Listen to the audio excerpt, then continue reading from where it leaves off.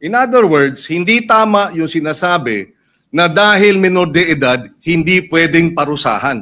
Dahil yung dalawang involved sa Magwad killings, pinarusahan. Nakakulong ngayon. Yun ang puntong isa. Ayaw nating mangyari ang mga ito. Dapat lang mabigyan ng hustisya ang mga biktima ng karumal-dumal na krimen na galing sa minor de edad. Subalit hindi tama pag sinabing kapag minor de edad dapat pakawalan, number one, dahil pag pinakawalan yan, labag sa batas yan, at dapat parusahan yung mga nagpapakawala ng mga minor de edad na nagkasala. Yan ang batas. Iba ang batas, iba naman ang implementasyon.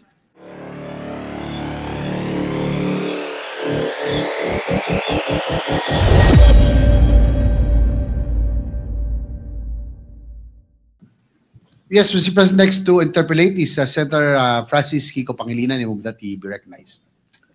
The main author of the Juvenile Delinquency Act, Senator Pangilinan. Yes. Ginoong Pangulo, bago po umpisa si Senator Kiko, gusto ko lamang po siyang batiin at siya na po ang chairman ng Constitutional Amendments and Revision. At maraming salamat din sa dating chairman ng Constitutional Amendments Committee. Magandang araw sa kanila lahat. Kung maaari po bang magtanong ng ilang mga katanungan sa ating nagbigay ng kanyang privilege? Opo, opo. Unang-una, nagpapasalamat tayo na ito'y naisiwalat ng ating kasamahan sa Senado, yung usapin ng Juvenile Justice Welfare Law of 2006 and amended noong 2013. Una sa lahat, tayo ay nakikiisa sa kanya sa usapin ng pangangailangan ng hustisya, lalo na sa mga naging biktima ng mga krimen o kaya mga kilos ng mga kabataang nasasangkot o minor de edad na nasasangkot sa criminal activities. Tama lang na dapat ang mga nagkasala ay nananagot. At marahil ay maraming kinakailangan ding liwanagin o linawin sa usapin nung ano nga ba ang tunay na mga probisyon o tunay na mga posibleng mga pag-implementa ng batas at ikumpara ito dun sa mga hindi tama o kaya disinformation.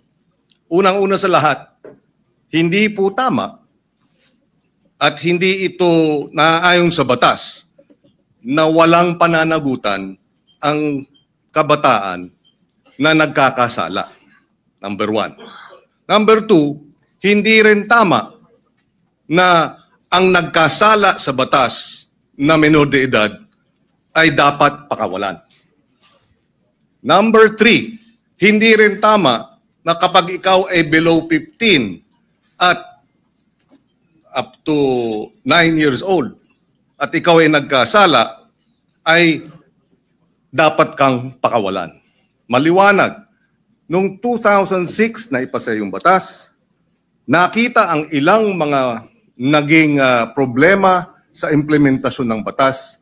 Kaya noong 2013, ito ay inamendahan under the chairmanship then of now Senate President Chis Escudero. He was the chairperson of the Senate Committee on Justice. Ngayon, siguro isang tanong. Ang unang tanong, maaari bang masabi na oo, may kakulangan ng batas, ngunit mas marami ang kakulangan sa implementasyon kaysa sa batas mismo? Una po, linawin ko po sa ating kaibigan, Senator Kiko Pangilinan, wala po akong sinabi na kulang ang batas. Ang sabi ko po ay napakaganda ng batas na ito. Hindi lang po siya napapanahon ngayon. Sa pangalawang tanong po, totoo po yan sa maiksing panahon ko po dito sa Senado, napakadami pong magagandang batas. Sobrang gagandang batas, hindi po talaga na-implement. Hindi lang po sa usapin na ito. Usapin lang ng agrikultura, number 1 na yun. Public information, number 2 na yun. Pero ito pong tanong nyo po, totoo po yan. Implementasyon ang kulang. Pero alam nyo naman po sa buhay ng... Ito lang po, opinion ko lang po ito, no? Dahil ako po ay hindi ko naman po itinatago na tayo po'y galing dyan sa ganyang klaseng buhay. Yung mga ganito po kasi, alam nyo, minsan iisipin natin ang mga kriminal bobo, kriminal tanga, kriminal walang isip. Gusto ko pong sabihin sa inyo, nagkakamali po tayo. Yan ho ang mga pinaka may brilliant mind, ano? Kung gusto nilang gumawa ng krimen at gusto nilang gamitin po talaga yung mga bata, talaga pong magagamit po nila. Kaya ulitin ko po, Senator Kiko, wala po akong nakitang hindi maganda sa batas po ninyo. Ako po'y naniniwala dito sa batas po ninyo. Kaya lang po, kailangan po natin mag-adjust po sa panahon po ngayon. Maraming salamat sa paliwanag at sa kasagutan. Kanina nabanggit nung in-interview na kabataan na kaya nila ginawa yung batas, yung kriminalidad. Kaya sila gumawa ng krimen ay dahil hindi sila mapaparusahan. Tama yun, hindi ba? Tama yung kanilang, yung bitiw na salita. Tama ba yun sa ilalim ng batas na pag sila gumawa ng kriminalidad o krimen ay hindi sila mapaparusahan? Sa usapin po ng kasi ganito po yan, no? Napakaganda po nung inyo pong katanungan. Ang bata kasi, kahit siya, lalahatin ko na po, no? Kasi ganito yan Pagka sinabi mong pananagutan, ang kaduktong po nun, dapat may parusa. Kasi kung pananagutan, may pananagutan, sinabihan siya, ginawa mo yan, kaya ganito muna ang mangyayari sa'yo, dadaling ka muna dito sa Bahay Pag-asa, dadaan ka dito sa matinding intensive na masasabi nating psychological and moral and lahat na po, no? Sabihin natin. Alam niyo po, Senator Kiko, sa 3 years and a half ko po sa Bilibid, hindi ko naman po nila lahat, ano? Pero wala na pong pinakamagagaling na artista kundi kriminal. Kapag kaharap niyo po yan, lahat ng drama, lahat na po, sabihin niyo po, lahat ng kalungkutan, lahat ng pinagdadaanan niya, sasabihin sa inyo. Pero pag talikod po ng nag-i-interview dyan, halimbawa ng empleyado yung sabihin gwardiya, o ng probation officer, pag talikod po nun, pagbalik niyo sa selda, bubuksan yung wallet niya, papakita sa iyo yung dyaryo, itong pinatay ko, pare. Ganyan po ang criminal mind. Hindi ko naman po inilalahat. Pero pagka sinabi po natin kasi ng pananagutan, dapat nagbabayad ka ng kasalanan. Hindi lang binasa sa'yo. Hindi yung parang gumawa ka ng isang karumal-dumal na krimen, ito po nakita ko po ito dahil ako po ay kagyat na pumunta sa Camarines Norte nung ni-rape nila yung batang, ano po ito Senator Kiko magkakaibigan po ito. Yung babae ni-rape nila, binidyo nila, lahat, pinatay, lahat po, binidyo, hanggang naagnas yung bata, binidyo. Pagdating po, kasama po ako doon, nung dinala po doon sa Bahay Pag-asa, ang sabi nung bata, hahantingin ko kayo. Sabi doon sa mga, papatayin ko kayo. Sabi doon sa mga pulis. Ilang taon yung batang yun? 13 po. At ilang taon yung grupo sila, hindi ba? Grupo po. 13, 15, yung isa po 16. Yung bata pong ni-rape nila, 13 din. Yes. Okay. Kaya ako tinatanong yun dahil yung bitiw na salita ng bata dito sa video na sinasabing ginawa namin ng krimen dahil alam namin hindi kami mapaparusahan ay maling impormasyon. Hindi tama na hindi sila mapaparusahan. At yung mga edad 16, 15, menor de edad, pero maliwanag sa batas na maaari silang litisin bilang mga nasa hustong gulang na kapag napatunayan na meron silang discernment.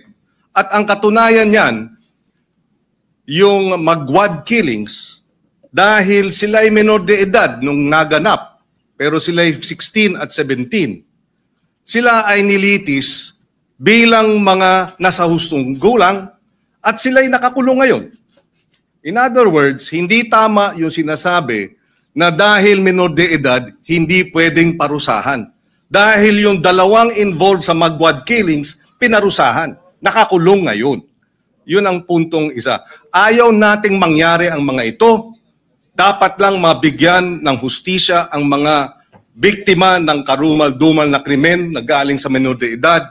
Subalit hindi tama pag sinabing kapag menor de edad dapat pakawalan, number one, dahil pag pinakawalan yan, labag sa batas yan, at dapat parusahan yung mga nagpapakawala ng mga menor de edad na nagkasala. Yan ang batas. Iba ang batas, iba naman ang implementasyon. Yung nagsasabi namang pinakikita yung birth certificate, may pananagutan din ang mga magulang sa ilalim ng batas. At yung mga nagsasabing ginagamit ng mga bata, may pananagutan din sa nasabing batas. In fact, ang parusa dun sa mga gumagamit ay yung maximum na maaaring maging parusa dun sa krimen na isinagawa ng mga bata at ginamit ng mga sindikato. Ito'y madaling sabihin. Parusahan yung bata, ginagamit ng mga sindikato. Bakit hindi habulin yung mga sindikato? Kasi mas madaling parusahan yung bata. Mahirap parusahan yung mga sindikato. Dahil yun, makapangyarihan. Yung bata, vulnerable. Ginamit na ng mga sindikato, exploited na, biktima na, dahil ginagamit at kinakasangkapan, at mabibiktima ulit ng Estado dahil kailangan silang parusahan at ikulong. Kaya kinakailangan marahil ay balansehin natin. Sa usapin ng unang-una, yun nga ba talaga ang sinasabi ng batas? Allow me to read some of the provisions. Parents shall be liable for damages unless they prove to the satisfaction of the court that they were exercising reasonable supervision over the child. Ibig sabihin, may pananagutan ang mga bata, ang mga magulang. Meron ding maliwanag na usapin. Pananagutan ng mga gumagamit sa bata, Section 20C.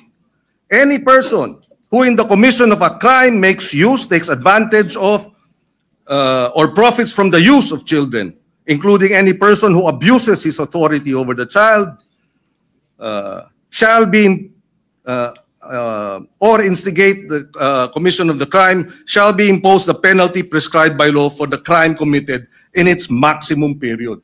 So kung ginamit sa droga, maximum sentensya sa usapin ng illegal na droga ang ipapataw dun sa mga magulang o sa mga adults, sa mga sindikato na gumagamit sa mga bata. Again, ihiwalay natin yung implementasyon ng batas. Kung mayroong mga kakulungan, dapat managot sila. Pero iba naman ang batas mismo.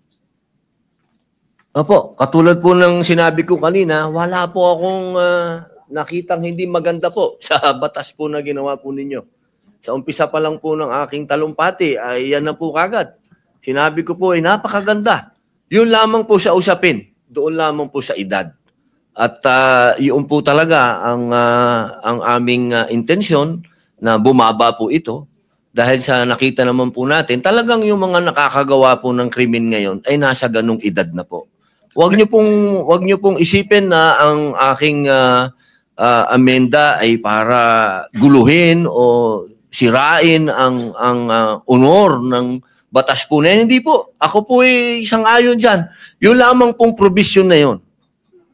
Kailangan lang naman po talaga nating pag-aralang mabuti dahil sa ngayon po talaga aming ginagalang at mahal na Senador Kiko Pangilinan, iba po kasi ang pinanggagalingan natin.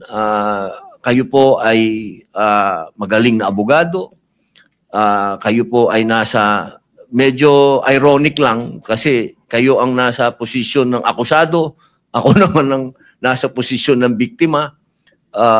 Pero iisa lang po yung ating mithiin, proteksyon na ng mga bata. Bata. Opo. Pero yung mga nakagawa po ng mga heinous crime, hindi ko po talaga matatanggap na tatawagin nating mga bata itong mga ito. Tama po yan. At kaya nga nakalagay din sa batas, kung sila ay kumilos at magkaroon ng discernment at kumilos na parang mga tulad ng mga nasa hustong gulang na, from 18 to 15, dapat litisin bilang mga nasa hustong gulang na. At yung 15 and below naman, pagka serious offenses, pwede silang mandatory confinement for a period not less than 1 year. Ibig sabihin, sila ay involuntarily confined for a period of not less than 1 year. So hindi tama pag nagkasala ng rape, ng homicide, ang mga minor de edad na ang edad ay 15 and below, sinasabi ng batas, mandatory confinement of not less than 1 year. Pwedeng maging 2 years, pwedeng maging 3 years, depende sa magiging pasya ng hukom. Pero hindi tama na sabihin, pagka 15, 14, 13, 12, nag-rape, dapat pakawalan. Labag sa batas yun. Ngayon, nais ko rin ipaliwanag at ilagay sa records po natin, narito si Senator Sherwin Gatchalian. Nung siya ay mayor, full implementation ng Juvenile Justice Welfare Law ang kanyang inimplementa. At naalala ko na 70%, if I remember right, nung mga nabigyan ng pangalawang pagkakataon dahil nagkasala na diversion program ay nanumbalik sa normal na buhay at nagkaroon na ng maayos na pamumuhay. In other words, nais din natin malaman pagdating sa committee hearing, dito sa batas na ito, ilan ang mga nakinabang at nagkaroon ng pangalawang pagkakataon at nagbago ng buhay. Dahil yun naman ang kabila nung sinasabing benepisyo at kahalagahan ng batas na ito. Dahil kung wala ang batas na ito, lahat ng mga nagkasala, diretso sa kulungan, kahit 9 years old, at isasama sa mga hardened criminals. Pero dahil sa batas na ito, hindi na hinahalo sa hardened criminals, sila ay inilagay sa isang diversion program. And Senator Win Gatchalian, in fact, I remember during the debates in his first term, was supportive of adding budgetary support for the full implementation of this law. Kaya we welcome this opportunity to debate this dahil dalawa ang punto rito. Merong mga biktima na dapat talagang tugunan at bigyan ng suporta dahil sila ay biktima ng mga nagkasalang minor de edad. In fact, on record, may pananagutan ang DSWD sa mga pamilya ng biktima. Nakalagay yan sa batas na kinakailangan bigyan ng assistance, counseling ng DSWD ang pamilya, kamag-anakan ng mga naging biktima nung karumal-dumal na krimen at iba pang mga kriminalidad na kilos ng mga minor de edad. And therefore, we welcome this opportunity na magkaroon talaga ng diskusyon, makita ang maganda sa batas, makita ang kakulangan sa implementasyon, at tingnan din natin itong usapin ng lowering of the age. Ako, ang punto ko, palagay ko, masyadong mababa ang 10 years old. Although even if you're 10 years old, again, uulitin ko, at ikaw ay nag-commit ng rape, minimum 1 year mandatory confinement. Pwedeng ma-extend dahil yan naman ang sinasabi ng batas. Ako po ay naliligayahan sapagkat kayo po ay bukas sa debate at pagdiskusyonan. Yan naman po yung lagi naman natin dito yan sa Senado. Tayo'y open sa kahit anong amendment, sa kahit anong gusto nyo pong gawin. Ang kailangan lang po natin talaga, katulad po nung sinabi ng aking talumpati kanina, kailangan po itong marinig, kailangan itong pag-usapan, kailangan ang mga biktima ay marinig din sa komite. Kung ito po ay pag-uusapan na sa komite ni Senator Alan Peter Cayetano, mas maganda din po na marinig din sila. Alam nyo, mahal na kaibigan, Senador Kiko Pangilinan, yung pagkakataon na ang kabataan po natin sa ngayon, kapag sila ay nakita nila kasi na tayo easy-easy lang, at alam naman natin na kayo po mismo ang nagsabi, may problema sa implementasyon at napanood pa nila ngayon yan, nako, lalo na naman lalakas po ang mga loob ng mga sindikatong bata. Ako po'y kanina, habang nag-uusap po kami ng aking legis, sabi ko sa kanila kanina, alam niyo kung yung mga brilliant mind na mga criminal minds na yan, kung ito ay kanilang i-exploit, talagang mag-aalaga ka talaga ng mga batang wala na sa kanilang pag-iisip. Ito lang pong pagpapababa natin ng edad, ito po ay kailangan meron din tayong ganung warning na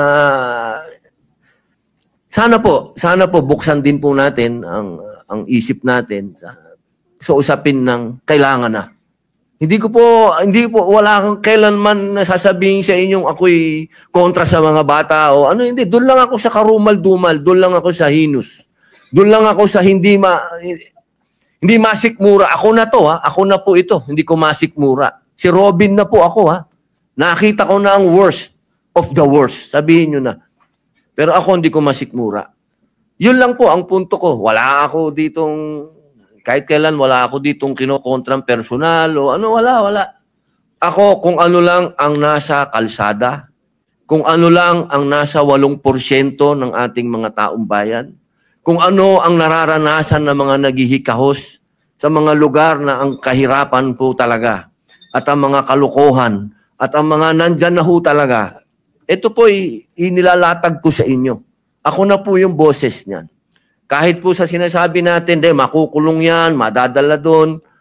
Alam nyo, ang isa ho dapat natin pinag-uusapan kung magkakaroon tayo talaga ng youth detention center.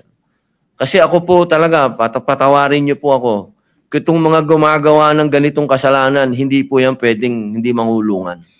At sinasabi nyo po, nandyan sa batas nyo yan, naniniwala po ako na dapat silang mangulungan talaga. Ang problema, hindi po nangyayari. Hindi po talaga. At yaan po ang nangyayari sa ground. Narinig nyo naman po ang sinabi din ng ating kasama ni si Senator Raffy, talaga pong may problema sa implementasyon. Kaya sana po, kapag tayo po'y nag-hearing, nag-usap-usap, wag po nating isipin na yung batas po ninyo ay hindi po, never ko po yung gagawin, sir. Never.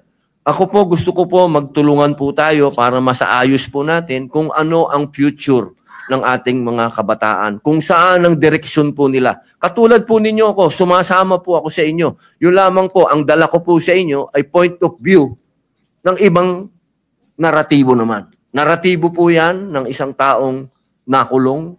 Nakita ko, mga mata ko, ako po mismo, nung binanggit na ni Senator Bato, kanina, yung patungkol sa mga akyat bahay. Hindi naman po ako naging akyat bahay, pero pag nabasa niyo po yung aking biography, nakita niyo po yan. Talagang nagamit po tayo, talaga ng mga sindikato, nung ako'y bata. Kaya alam ko po ang pasikot-sikot talaga ng mentalidad na to. Kaya sana po, sa usapin na yun, makinig din po kayo sa akin. Total, malinaw naman po na tayo po ay binigyan ng pahintulot ng konstitusyon. Ang sabi, hindi naman lahat pwede kayo abogado dyan. May iba't iba kayong pwedeng magsasaka, pwedeng artista, pwedeng ex-convict, dahil naniniwala ang saligang batas na lahat po tayo ay may mako-contribute dito, sa plenaryo na to, dito sa institusyon na to. At ito po ang aking pinaniniwalaan. Ito po siguro ang magiging contribution ko sa inyo. Nasabihin po sa inyo kung ano talaga ang estado ng ating criminal mind. Kasi talaga po yan, talaga po eh. Wala na po tayong magagawa. Tanggapin na natin na nandito yan at paano natin naharapin. Sabi nga po, oo, pwedeng maging deterrent, pwedeng hindi. Ang kailangan lang po talaga ay malinawan natin na may parusa. At sabi naman nyo, sa batas ninyo, malinaw ang parusa. Ang problema po, hindi yan ang nangyayari sa ground. Kaya kailangan po talaga nating rebisahin. Kailangan po natin talagang pag-usapan. Kailangan po nating upuan. Kailangan natin itong pag-usapan ngayon na. Huwag nating i-delay. Ang hinihiling po natin, mag-hearing na. Pag-usapan na po ito dahil nangyayari na po natin. Dahil kailan lang yung rape doon sa Quezon City na pinatay yung bata na 8 years old. Ngayon may kinukwento si General Bato po, si Senator Bato na may pinatay lang na pinasok doon sa bahay. Scholar, sinaksak. So, sunod-sunod na po ito, sir. Yun lang po akin na sana ito pong sinabi po ninyo na tatanggapin niyo po lahat. Pag-usapan na po natin sa hearing at dito po sa entablado at magkasundo na po tayo para yung taong bayan po, alam nyo naman po, siguro naman naniniwala naman po ako na pwede tayong mag-meet sa gitna. Pag-usapan natin to. Wala naman pong hindi nakukuha sa pag-uusap. Ang kailangan lamang po tanggapin natin na may problema sa ngayon ang kabataan dahil sobra na pong bata ang mga nakakagawa ng heinous crimes. Yun lang po yun. Wala po kong gusto sa inyong diskusyonan. Kami nagpapasalamat na nabanggit ni Senator Padilla itong usapin nga ng nariyan sa batas na dapat may parusa angkop sa pagiging menor de edad. At meron naman talaga. Pwede talagang manatiling confined involuntarily, mandatory confinement for many years. 2-3 years pwede yan kung ikaw nagkasala bilang menor de edad. At nabanggit din niya, pero hindi ito ang nangyayari sa baba. So baka ang problema ay sa halip na amendahan yung batas, ipatupad ng tama yung batas. Pero ganun pa man, pakikinggan natin ang magkabilang panig. Ako'y naniniwala na ang kakulangan talaga is the implementation of the law rather than amending the law. Dahil pagka na-implementa ng tama, within 24 hours ng report, dapat ang batang involved sa serious offenses ay idadala na para sa mandatory confinement. Mabilis ang hinihiling ng batas na kilos ng gobyerno. Pag hindi ginawa yan, hindi yan problema ng batas, problema ng implementasyon. Kaya tayo ay bukas makinig, tayo ay bukas dun sa mga minumungkahi, pero ang ating paniwala, ang ating obserbasyon ay mukhang may kakulangan hindi sa batas kung hindi sa implementasyon niya ito. Dahil uulitin ko, yung mga 12 to 15 na nag-serious offenses, hindi dapat pinapakawala. Yan. At mayroong parusang angkop sa edad nila. At maaari silang manatiling naka-confine involuntarily. Ibig sabihin, wala silang karapatang lumabas. Their liberties are limited by at least 1 year and it can be even more. And finally, siguro, kailangan lang ipaliwanag, hindi po tayo nasas, kumbaga, ang sinabi kasi ng ating butihing senador, na siya ay para doon sa mga biktima at ako naman ay para doon sa mga akusado. Hindi po. In fact, yung amendment natin sa batas na ito ay dapat bigyan ng assistance, suporta, counseling ng DSWD ang pamilya at kamag-anakan ng mga biktima. Mandato yan. At pag nagkulang ang DSWD dyan, sila'y mananagot. Hindi tayo panig sa mga kriminal, hindi tayo panig o sa mga children in conflict with the law o yung mga inaakusahan. Hindi rin tayo panig basta-basta sa mga biktima. Panig tayo sa interes ng pagpapatupad ng tama ng batas dahil alam ko pag tama ang pag-implementa sa batas, lahat makikinabang dahil nariyan naman ang mga probisyon para dun sa mga naging biktima at para dun sa mga children in conflict with the law. Maraming salamat po. Opo, ako po'y natutuwa at nanggaling po sa ating mahal na senador na open po siya sa pagdiskusyonan to. At kanina lang po,